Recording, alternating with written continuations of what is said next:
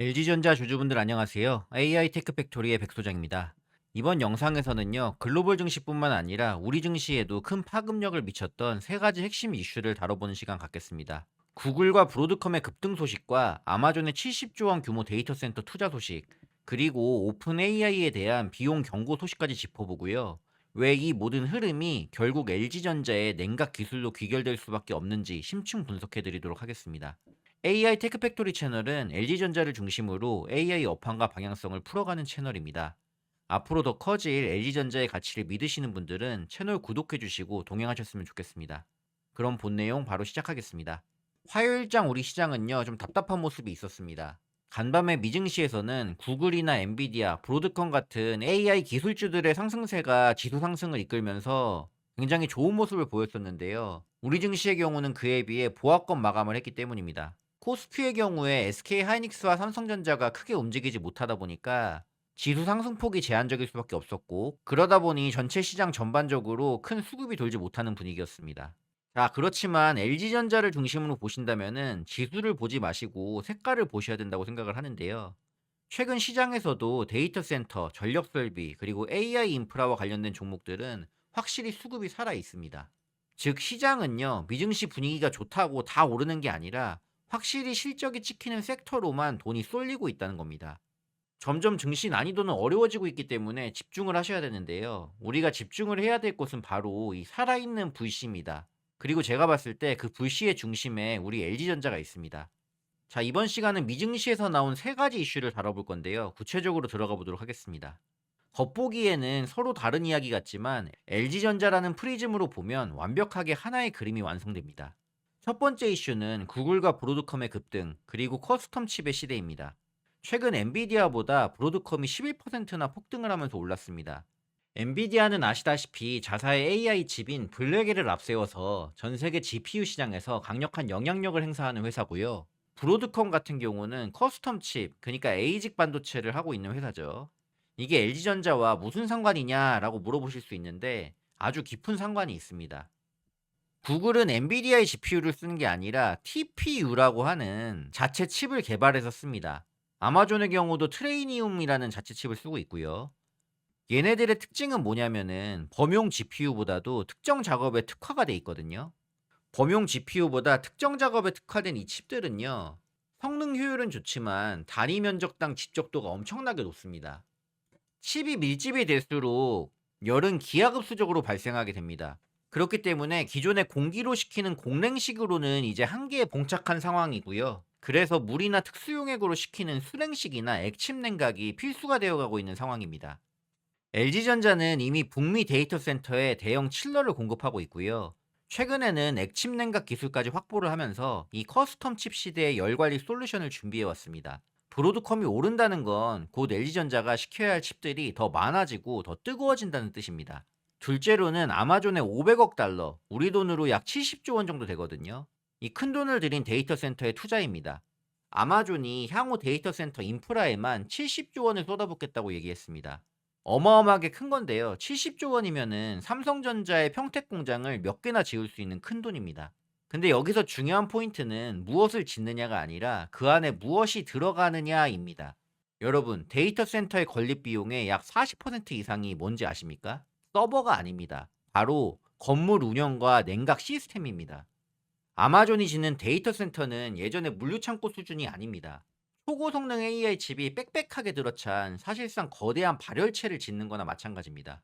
이 막대한 투자가 집행될 때 가장 먼저 발주가 나가는 필수제가 바로 대용량 칠러, 즉 냉각 시스템입니다. 전 세계에서 이 하이엔드급 칠러를 공급할 수 있는 기업, 정말 손에 꼽거든요. 그 중에 하나가 바로 LG전자입니다. 자, 마지막 세 번째로요. 오픈 AI에 대한 GQG 파트너스의 비용 경고입니다. GQG 파트너스는 최근 엔비디아 등 AI 관련 주식에 대규모로 투자해서 큰 수익을 낸 것으로 잘 알려진 자산 운용사인데요. 이런 곳에서 오픈 AI에게 경고장을 날렸습니다. 돈을 너무 많이 쓰고 있고 비용 구조가 지속 불가능하다고 리포트를 낸 건데요. 이 말은 AI 투자의 정점에 있는 사람들이 이제 효율성을 따지기 시작했다는 겁니다. 이 세 번째 이슈에 대한 심층 분석이 이번 영상의 하이라이트일 것 같은데요. AI 기업들의 비용 중 가장 큰 비중을 차지하는 게 뭘까요? 인건비일까요? 아닙니다. 바로 전기료입니다. 그리고 그 전기료의 절반 가까이가 서버를 시키는 데 쓰이고 있는 게 팩트입니다. 이제 빅테크 기업들에게 효율적인 냉각은요, 선택이 아니라 생존의 문제가 됐습니다.